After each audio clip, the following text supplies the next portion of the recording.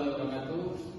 Kami akan mempresentasikan materi kelompok kami yang berjudul Larangan Pencegahan dan Pembatalan Pernikahan.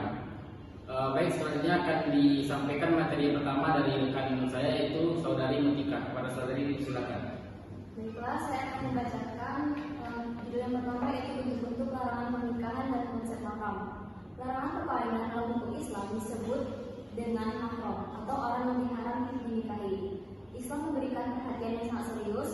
Petunjuk ini tentang mahram diatur dalam Al-Quran surah An-Nisa ayat 23. Ada dua macam bentuk larangan perkawinan menurut fikih, yaitu yang pertama, al-muharramat al-mu'abbadah adalah keharaman yang bersifat abadi. Keharaman ini menyebabkan seorang laki-laki tidak dapat menikahi seorang wanita untuk selamanya. Larangan perkawinan yang bersifat abadi juga diatur dalam buku kompilasi hukum Islam di Indonesia sebagai representasi fikih perkawinan Islam di Indonesia. Pada pasal 9 disebutkan larangan melangsungkan perkawinan antara seorang pria dengan seorang wanita karena 3 sebab. Yang pertama yaitu karena perkalian nasab. Larangan ini dijelaskan dalam surah An-Nisa ayat 23 dan disimpulkan dalam KHI pasal 39 dan terdapat dalam Undang-Undang Perkawinan Nomor 1 Tahun 1974 pasal 8. Yang kedua yaitu karena perkalian semenda. Larangan ini dijelaskan dalam Al-Quran dan disimpulkan dalam KHI pasal 39 ayat 2. Yang ketiga yaitu karena perkalian sesusuan atau larangan ini dijelaskan dalam pasal 39 ayat 3. Selanjutnya itu al-muharramat al-mu'aqqatah adalah haramnya bersifat sementara. Bentuk perkawinan ini haram hanya dalam waktu tertentu dikarenakan adanya alasan-alasan. Jika alasan itu telah tiada, maka larangan tersebut tidak berlaku lagi. Adapun larangan perkawinan bersifat sementara itu diatur pada pasal 40 sampai 44. Diatur dalam KHI. Baiklah, itulah materi dari saya. Kembalikan kepada rekan saya. Baik, selanjutnya akan disambung oleh rekan saya, yaitu Saudara Ahmad. Kepada Saudara Ahmad, silakan. Baik, saya akan melanjutkan materi selanjutnya, itu pencegahan perkawinan. Pencegahan perkawinan adalah usaha untuk membatalkan perkawinan sebelum perkawinan itu ini berlangsung. Pencegahan itu dapat dilakukan apabila calon suami atau calon istri yang akan melangsungkan pernikahan berdasarkan hukum Islam yang termuat dalam pasal 13 Undang-Undang Nomor 1 Tahun 1974, yaitu perkawinan dapat dicegah apabila ada pihak yang tidak memenuhi syarat-syarat melangsungkan perkawinan. Syarat pencegahan perkawinan dibagi dalam dua segi, yaitu secara material dan secara administratif. Yang pertama, syarat material ialah yang berkaitan dengan catatan perkawinan, akta nikah dan larangan perkawinan. Di antaranya itu tentang larangan adanya atau dilakukannya suatu perkawinan.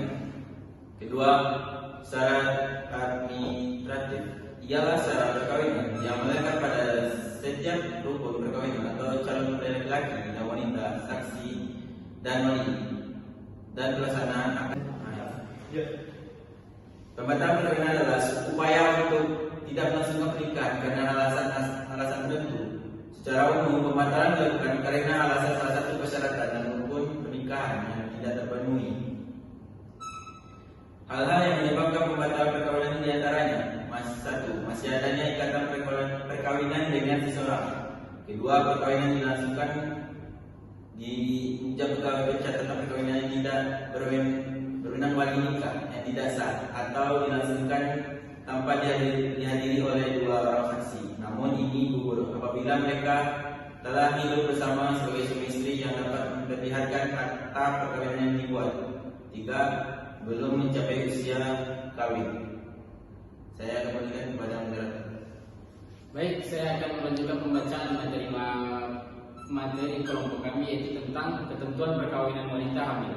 Ada beberapa pendapat para ulama fikih mengenai akad pernikahan wanita hamil dengan pria yang menghamili. Di antaranya Imam Hanafi, Imam Maliki, Imam Syafi'i, dan Imam Malik.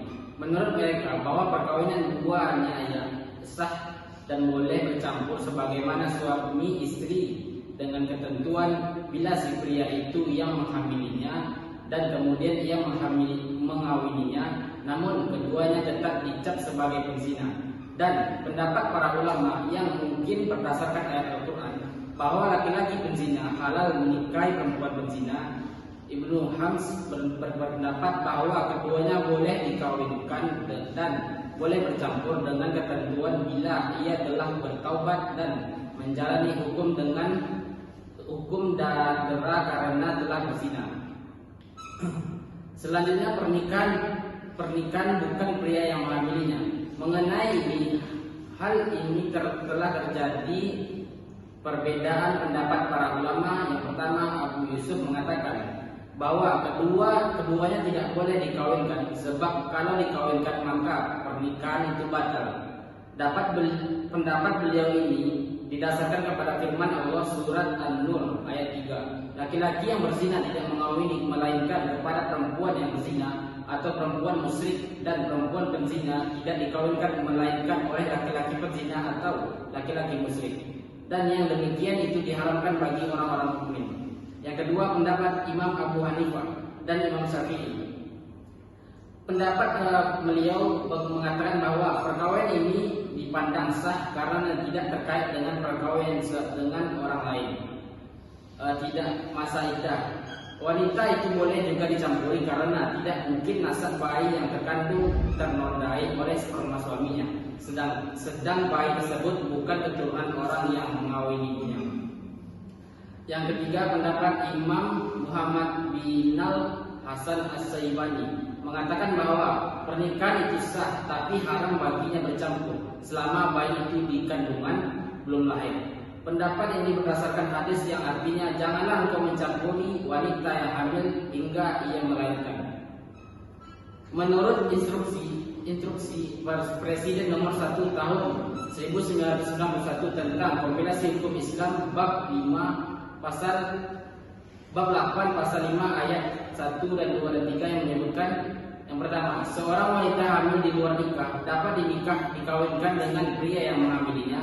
Yang kedua, perkawinan dengan wanita hamil yang disebut dalam ayat 1 dapat dilangsungkan tanpa menunggu lebih dahulu kelahiran anaknya. Yang ketiga, dengan dilangsungkan pada saat wanita hamil, tidak berlaku perkawinan ulang setelah anak yang dikandung lahir. Ketentuan instruksi Presiden nomor 1 tahun 1991 tentang kompilasi hukum Islam itu merupakan pendekatan kompromitis dengan hukum adat. Pengkompromian itu ditinjau dari segi kenyataan terjadinya ikhtilaf dalam ajaran fikih hubungan dengan faktor sosiologis dan psikologis. Baik, sekian penyampaian dari materi kelompok kami. Sekian, terima kasih.